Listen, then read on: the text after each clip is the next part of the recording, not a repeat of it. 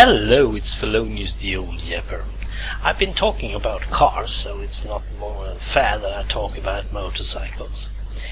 In Sweden, up to a point in our security consciousness, we had a driver's license that included motorcycle driving. That is, if you succeeded on taking your driver's license for a car, you automatically could drive a motorcycle. Now, everybody who is driving motorcycles knows that's not the same as driving a car. First of all, you have to keep the balance on a motorcycle. There is only 2 wheels on it. Second of all, there's no steering wheel. It's some sort of bar. But since we all have been biking somewhat, and in Sweden mopeds was very big at my time, I thought, well, never mind, of course I can drive a motorcycle. It's just like a moped. Yeah, right, you wish.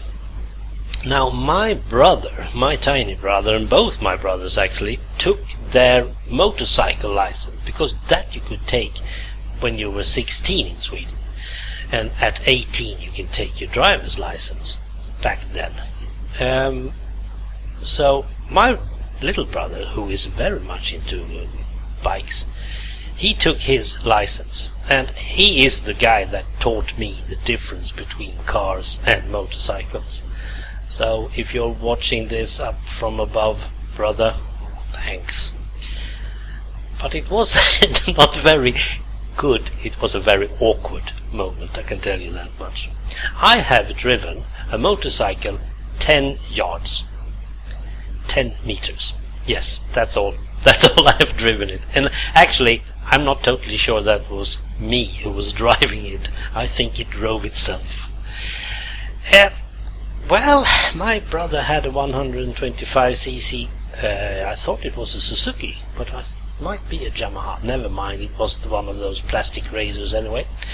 And he asked me, well, would you like to test it? We were out in the bush somewhere at some countryside, and there was this gravel road, no traffic, no nothing. And I said, of course, well, that couldn't be hard. He showed me the clutch and the gears and said easily, don't put too much throttle on from the beginning. No, of course not, I'm not going to.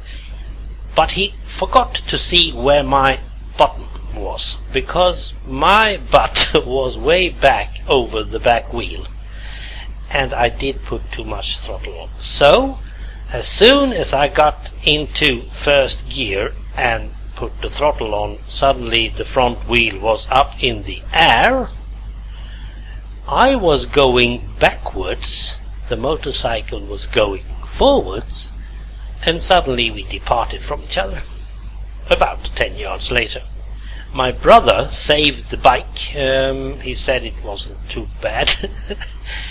And he was very angry and upset with me for a week.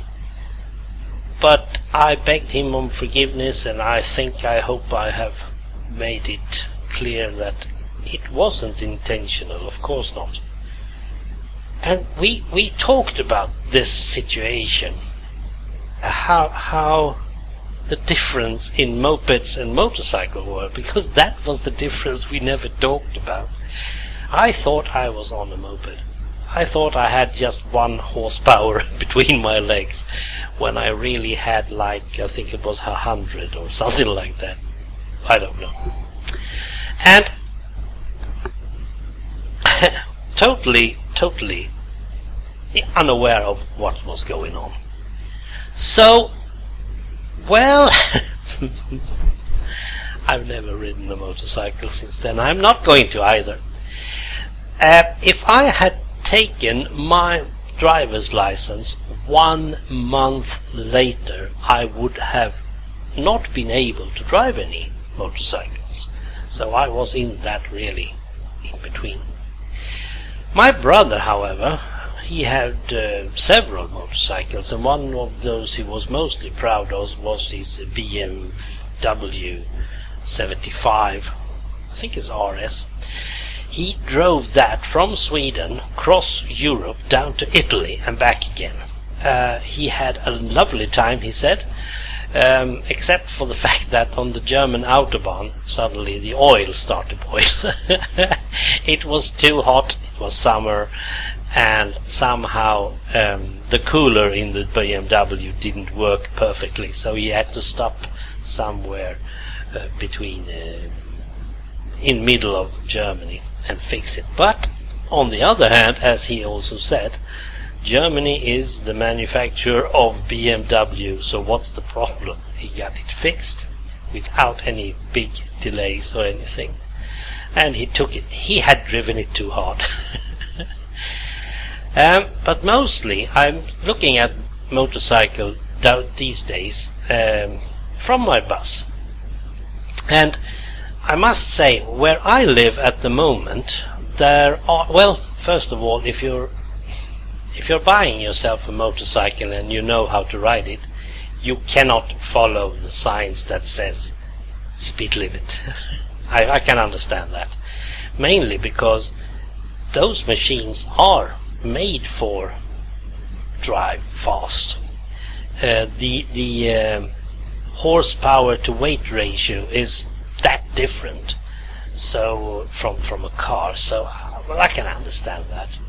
But still, it seems to me that motorcyclists in Sweden are a bit better aware of the traffic rules than most motorists are anyway, like truckers and ordinary car drivers. So I will say, I will give the cyclists in Sweden a big thumbs up, because, well, when I see a motorcycle approaching from behind, I know that this guy is not going to overtake me because he can. He's going to do it because it's easier to do that when he does it. I thank Swedish motorcyclists. I think that's the point, right? But I will never drive a motorcycle. No, never. Thanks for listening. Bye.